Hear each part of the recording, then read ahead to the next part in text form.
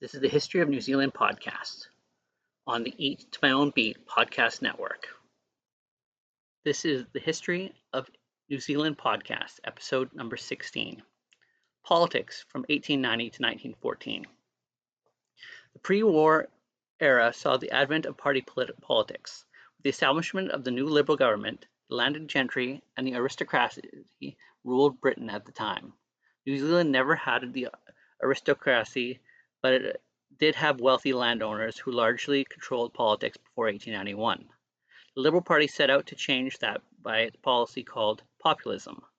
Richard Seddon had proclaimed the goal as early as 1884.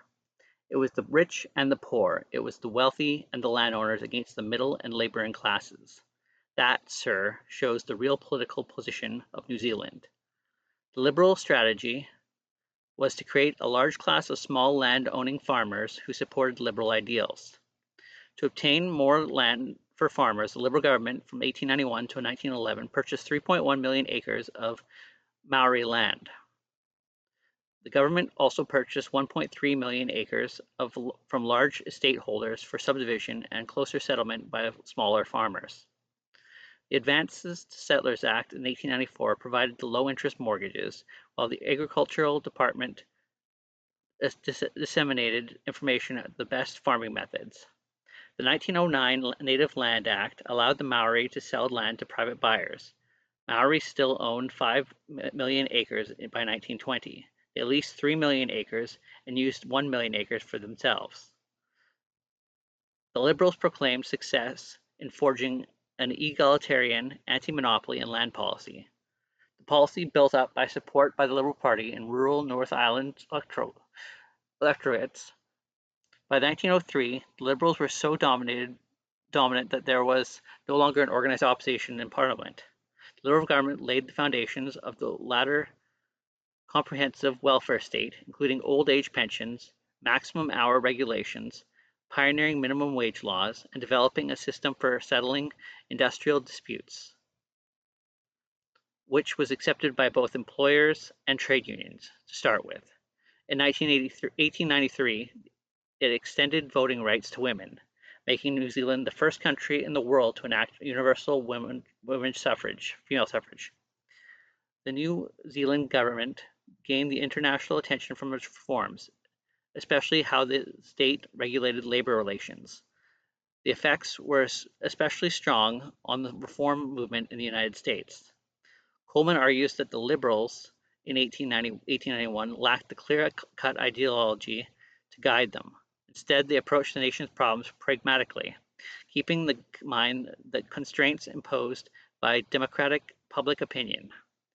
To deal with the issue of land distribution, they worked on the innovative solutions to access, tenure, and graduate tax on improved values.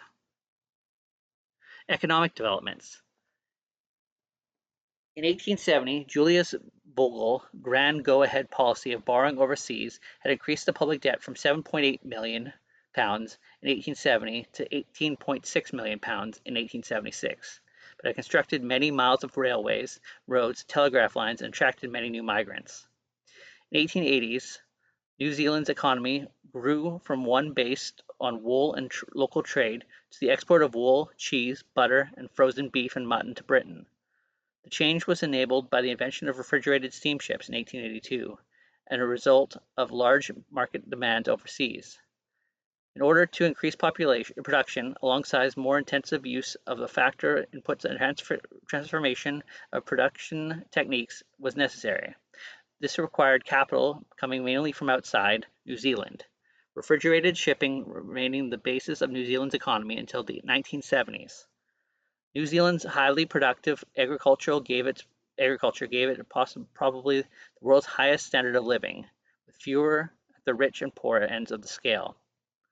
During this era, circa 1880 to 1914, the banking system was weak, and there was little foreign investment, so businessmen had to build up their own capital.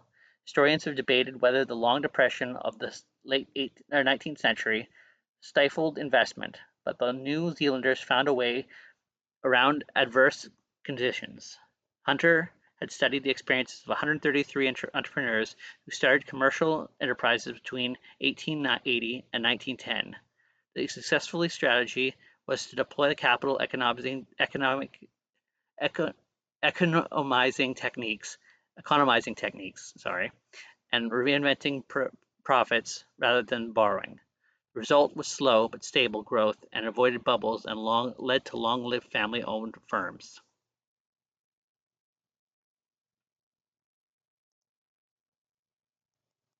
Thank you for listening to the History of New Zealand podcast. We're found on YouTube and anywhere else you could find your normal podcasts. Please like, comment, and subscribe, or find us at www.eattomyownbeat.com.